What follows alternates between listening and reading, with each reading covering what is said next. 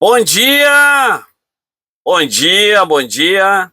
Terça-feira, hoje dia 31 de março, último dia do mês de março, né? Então, quem trabalha aí com comércio, hoje é o fechamento do mês e nós desejamos aí um ótimo dia, um ótimo fechamento de mês aí para todos os nossos queridos irmãos que estão na batalha aí no comércio. E já também desejamos aí um ótimo dia a todos os nossos queridos irmãos que trabalham, que já estão no trabalho, estão indo, se deslocando para o trabalho, e aqueles que vão ficar em casa, né? Bastante serviço em casa. E que Deus abençoe a todos os nossos amados irmãos, inclusive aquele que trabalhou a noite inteira e está voltando para casa essa hora também. Agora são 7 horas, 2 minutinhos, né? E temos aí até 7h30 para ficar juntos, escutando um belo louvor. E em seguida, passando por nosso devocional, está começando então o programa Maná do Sul, Devocional Maná do Sul, onde nós iniciamos com louvor, depois meditamos na palavra, e encerramos o nosso programa com oração a Deus, pedindo a bênção do Senhor. Vamos então iniciando através de um louvor e daqui a pouquinho retornamos já direto para a meditação da palavra de Deus.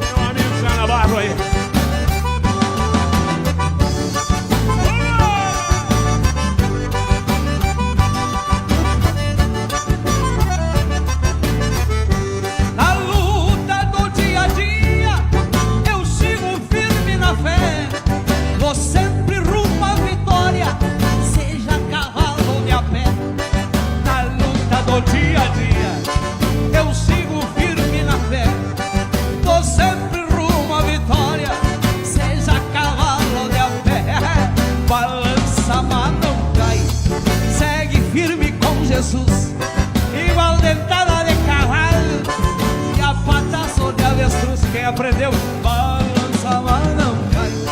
Segue firme com Jesus, igual dentada de cavalo e a pata só de avestruz. Não é esse jeito, pastor Silvio Rosa, pastora Letícia, aquele abraço.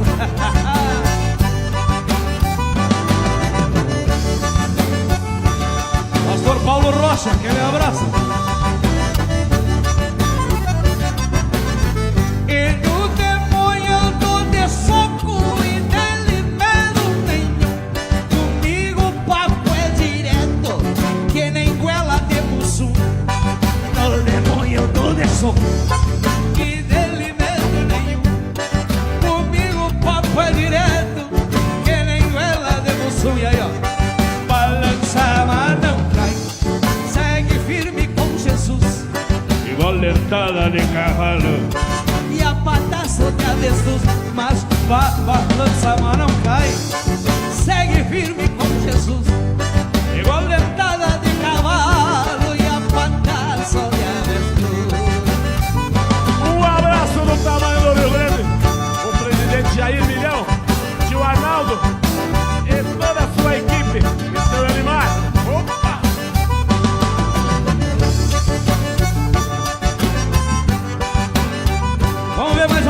refrão assim, ó. Agora remixado, ó. Balança, mas não cai.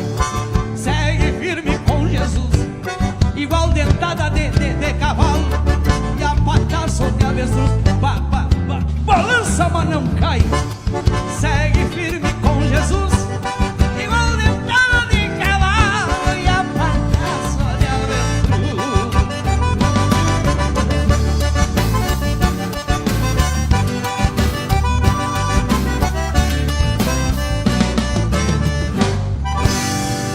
Vamos aplaudir o Senhor Jesus. Aleluia! Graças a Deus, estamos de volta.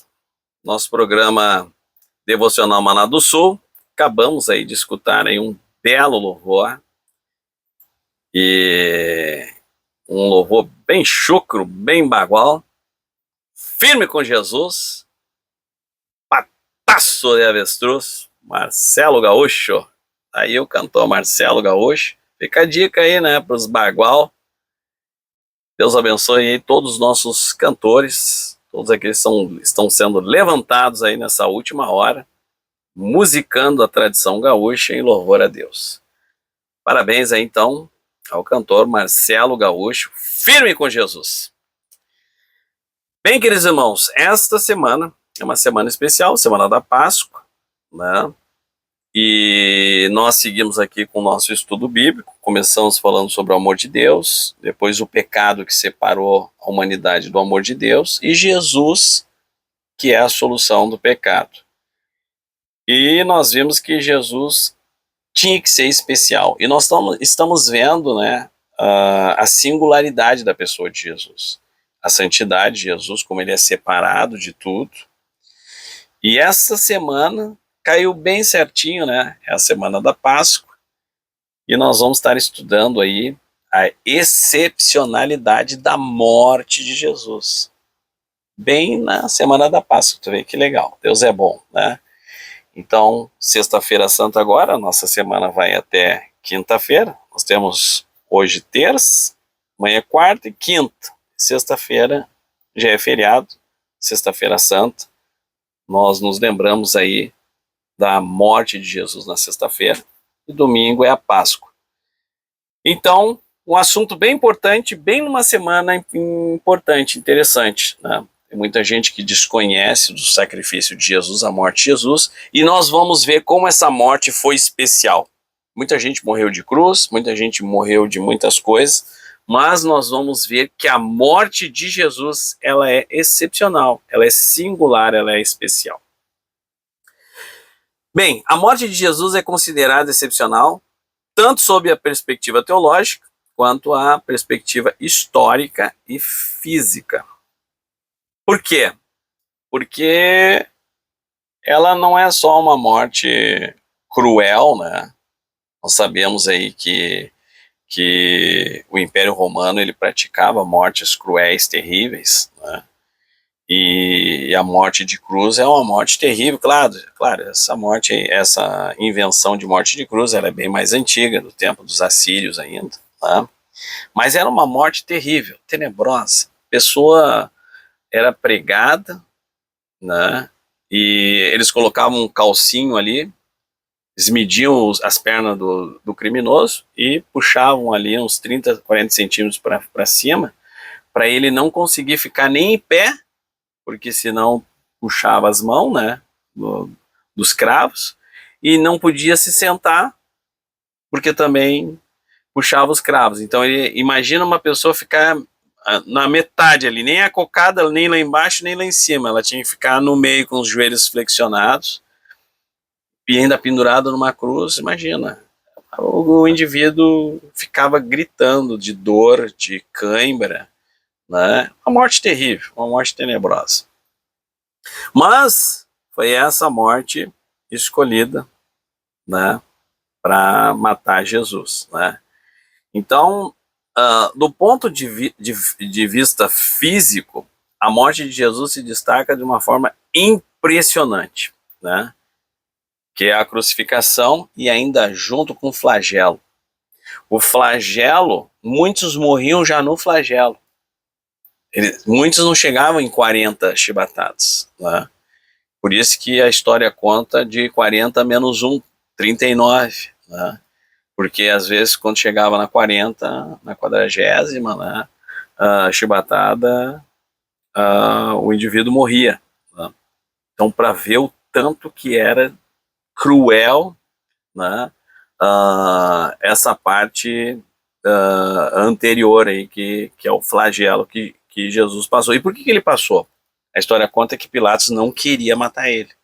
Então Pilatos mandou flagelar ele para que ele se compadecesse e visse, mas olha, ele já foi judiado o suficiente, né? Só que Pilatos não conseguiu. Ele fez Jesus passar pelo flagelo, quase morreu, né? Mas mesmo assim ele se crucifica. Então ele praticamente passou por 2 fases de morte, né? Então, em estudos de análise histórica sobre a morte de Jesus, se vê aí que ele passou pelo flagelo severo, né? Então ele experimentou uma exaustão física, perda extrema de sangue, né? Colapso circulatório e profundo abalo físico. Tanto que a Bíblia diz que os criminosos tinham que levar a sua cruz em humilhação. Jesus, ele tentou levar, ele não conseguiu. Ele caía na beira do caminho, que ele não tinha força. Não tinha força, ele estava aéreo, quase que lunático, né, ali, naquela pressão terrível, e ele não conseguiu, né? Então, se os guardas não chamassem ali o Cirineu para ajudar ele, né, ele não ia conseguir cumprir, né? Agora imagina, né, Jesus tendo aquela missão, ele veio para isso, ele tinha o desespero dele de que ele tinha que chegar até lá e morrer daquela morte, porque estava profetizado. Então, providência de Deus, né, o Cirineu. Bem, a angústia de Jesus, né, já havia alcançado intensidade extrema ainda antes da cruz. Antes da cruz, né, porque a história conta que ele estava lá no Monte das Oliveiras e ele, presciente, ele sabia o que ele ia passar. Ele sabia o que ia acontecer com ele. Então ele enxergou tudo e entrou já em nível de estresse altíssimo. Um estresse tão alto que a Bíblia conta que gotas de sangue se misturaram com o suor dele, né? Então, essa experiência retrata aí, né, um nível extremo de sofrimento emocional e físico que ele já começou a passar, né, essa pressão da angústia, né, que ele sentiu na própria carne. Bem, além disso, né, então a crucificação era o principal, né, flagelo, porque além de passar por tudo isso, ele ia passar aquelas dores horríveis, né? Então, assombroso, um sofrimento tenebroso. E o que eles faziam? Eles pregavam não é as mãos, eles pregavam os pulsos, porque o criminoso, né, o indivíduo, ele fazia muita força e arrebentava. Então eles pregavam os pulsos e muitas vezes eles pregavam no meio da canela ali, né, porque também às vezes soltavam os pés. Então, uma coisa terrível, tenebrosa. Bem, mas também não é só a excepcionalidade física, a história, mas também a excepcionalidade teológica da morte de Jesus, né? A morte de Jesus, ela foi singular também de forma na dimensão teológica. A sua morte, ela foi explicada e entendida como um resgate. Ele não tinha culpa, mas ele pagou, né, a penalidade nossa. Ele era puro, santo, não tinha pecado. E ele pagou com a própria vida, né? Então, há uma diferença central entre a morte de Jesus e qualquer sofrimento humano, né? Porque nós podemos sofrer, mas nós vamos sofrer pelas nossas injustiças, né? Agora, ainda que nós soframos, pelas nossas corrupções, vai ser justamente. Agora ele não, ele sofreu carregando uma culpa que ele não precisava, ele não tinha, né? Então, ele levou a culpa da humanidade. Então, apesar de todo esse sofrimento, toda essa dor, a morte de Jesus também carrega uma marca de obediência ao chamado, né, ao plano, ao projeto de Deus. Porque Jesus não queria, viu? Jesus concordou com o Pai em tudo, só que quando chegou nessa fase da cruz, que ele viu a morte, ele sentiu a morte, a Bíblia diz que por 3 vezes ele clamou em desespero: Pai, se possível for, faça de mim esse cálice, né, para que eu não beba. Ou seja, ele estava dizendo assim: Pai, tudo é possível para ti, tu pode pôr todas as coisas, né? De repente, tu pode mostrar uma outra forma de a gente fazer isso, né? Mas se não tiver outro jeito, faz em mim a tua vontade, né? Então, Jesus estava dizendo assim, ó: eu vou te obedecer mais do que a minha consciência, mais do que a minha razão. Eu vou te amar, Pai, e vou te obedecer mais do que eu penso, do que eu concordo, do que eu compreendo. Então a minha obediência vai ser maior que a minha concordância, que o meu gosto, né, que a minha decisão. E ele tomou isso, ele decidiu assim. Então a morte dele tem, né, este grau de obediência, né? E outro aspecto central também da morte de Jesus, né, marca o fim dos sacrifícios do antigo sistema. Então a morte de Jesus foi um marco do fim do sacrifício animal. Até ali vinha, né, a dispensação do sacrifício animal. Jesus, quando morre, é abolido o sistema antigo de sacrifício de sangue animal. Então, até o sacrifício animal durou até a morte de Jesus, o sangue de Jesus sendo vertido. Bem, a morte de Jesus no contexto da Páscoa. A morte de Jesus, ela não aconteceu em qualquer momento. Não pensa assim que a morte de Jesus aconteceu em qualquer tempo, foi por um acaso que ele morreu. Não. A morte, tudo que Deus faz, ele faz com propósito. Há propósito em todas as coisas que Deus faz. E a Bíblia diz que Jesus veio na plenitude dos tempos, ou seja, Jesus veio no momento pleno, certo, providencial. Né? Então, ele nem poderia vir hoje, porque hoje, né, dependendo do país, aí nem tem morte, né? Nem se prende ninguém, né? Então, ele veio num tempo em que tinha uma morte sacrificial, né? Então, uma morte vicária.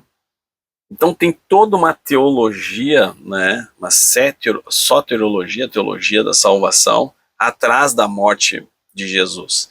E esta morte, né, ela aconteceu bem no período da Páscoa. E Deus faz tudo o que ele faz. Quando Deus está fazendo alguma coisa, ele vai usar uma festa, uma celebração. Estas celebrações, estas festas são todas proféticas. Então nós vemos que a Páscoa, ela foi profética num evento de Cristo. E ela foi escolhida uma data bem certinha, porque ele era o Cordeiro Pascal. Ele era o Cordeiro lá da escravidão do Egito. Assim, né, como Moisés mandou matar um cordeiro na noite da escravidão lá da libertação. Então Jesus é o Cordeiro que foi morto também para nos libertar da escravidão do pecado. Então, a morte no contexto da Páscoa, ela tem tudo a ver, né, na teologia da salvação, né? Então, ela é singular. A morte de Jesus, ela é singular. A morte de Jesus, ela também foi anunciada profeticamente. Ela não foi um acontecimento que pegou de surpresa. não pegou de surpresa, ela foi profeticamente anunciada exaustivamente no Antigo Testamento, né? Então esse é um outro aspecto da morte de Cristo excepcional, singular, né? O fato de que a sua morte foi anunciada profeticamente nas Escrituras. Então não se trata apenas de um acontecimento histórico que aconteceu por um acaso, né? O profeta Isaías, por exemplo, ele profetizou no capítulo 53, né, que Jesus, né, ele é descrito de uma forma impressionante como servo sofredor, que levaria sobre si as dores, as iniquidades e o castigo de muitos. Essa descrição messiânica encontra-se em Jesus, seu cumprimento mais claro e preciso e profundo, né? Sua morte, ela não surgiu como um acidente, né? Mas foi cumprimento do plano de Deus, né? Então isso mostra que a cruz não foi um improviso divino, não foi um acidente, né? A cruz, ela foi revelada, ela foi anunciada, né?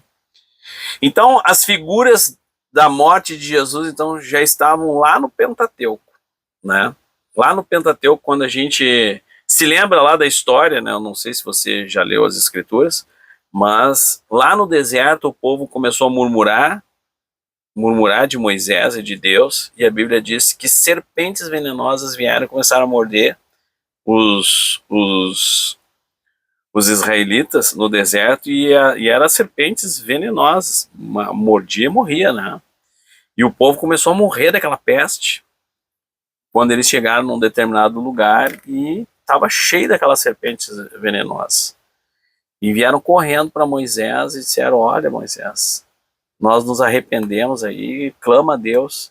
E Deus falou com Moisés e disse: faz uma haste de bronze e coloca uma serpente na ponta, né? Olha aí, faz uma haste e coloca uma serpente na ponta. E todos que olharem para a serpente vão ser curados e não vão morrer. E ele foi lá e fez a serpente de bronze. E a Bíblia diz que todos que eram picados pela serpente venenosa e só olhavam para a serpente não morriam.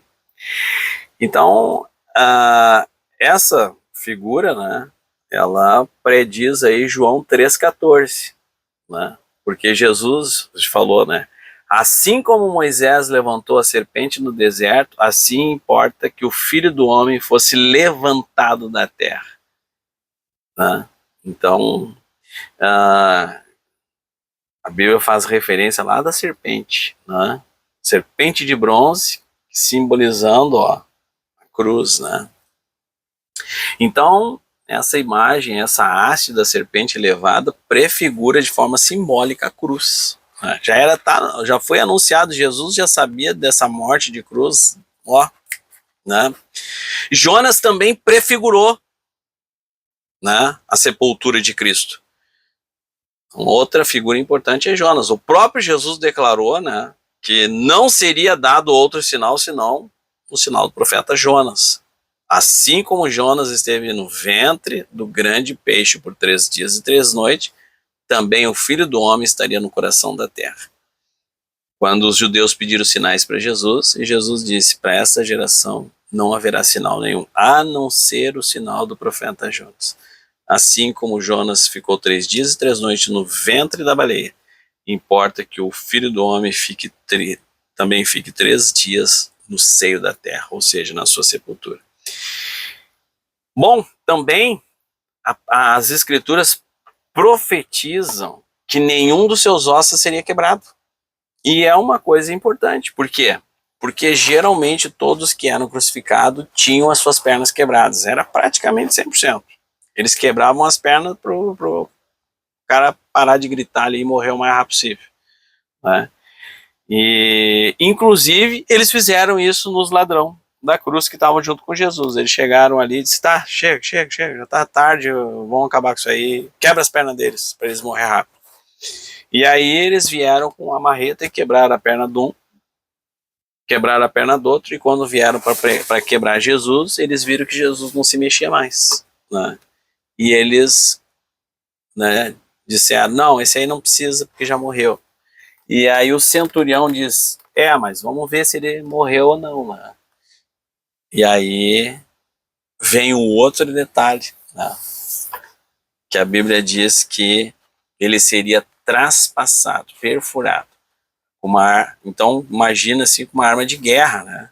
Para ser perfurado é com uma espada ou com uma lança. E tinha até alguma dúvida, né? Mas o Messias vai morrer como? Traspassado ou de uma outra morte, né? Não, as duas profecias se cumpriram, tanto a da crucificação da serpente, né?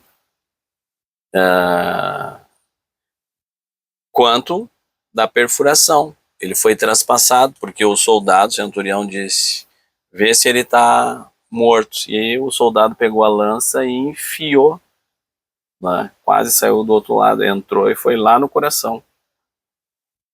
E perfurou ali, né, aquela pelezinha do coração ali, que saiu água, né, e verteu água pelo furo, né?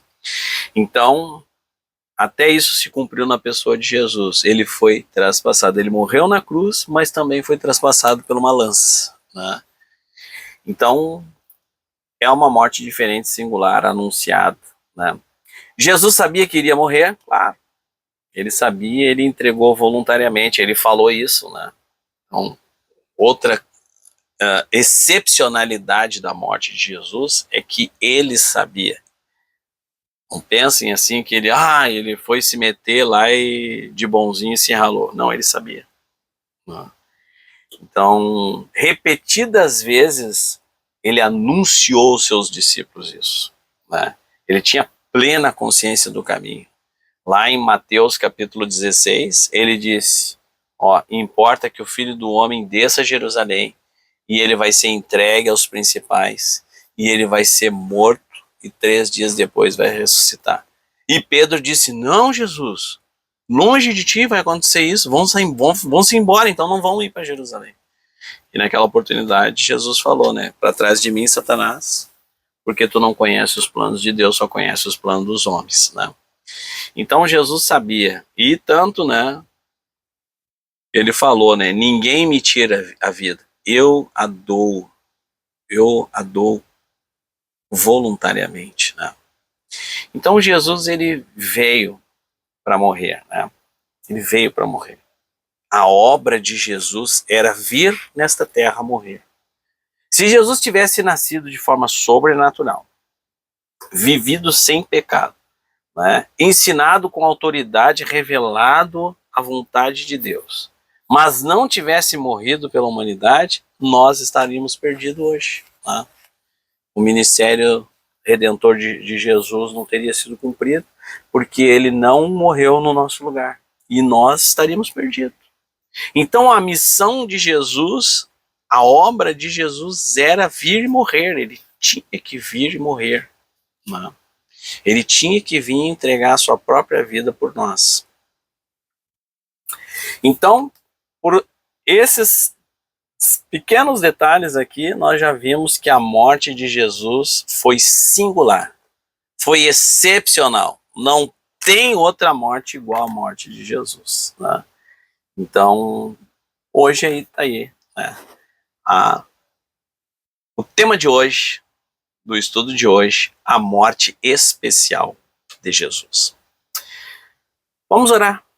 Santo Deus, amado Pai, nós te louvamos, te bendizemos por tudo, Senhor, que tu és, por tudo que tu faz, pela tua obra sacrificial, vicária naquela cruz, o qual, Senhor, nós não temos palavras, Senhor, para falar, para te dizer, mas nós somos eternamente gratos pelo teu sacrifício. Deus querido, dai-nos um dia abençoado. Cuida de nós, Senhor. Que teu amor e tua graça esteja sobre nós e sobre os nossos familiares. Tudo isso te pedimos e tudo te agradecemos, Pai, em nome de Jesus. Amém. Deus abençoe aí, né? Uma ótima terça-feira, se Deus permitir. Até amanhã. Tchau!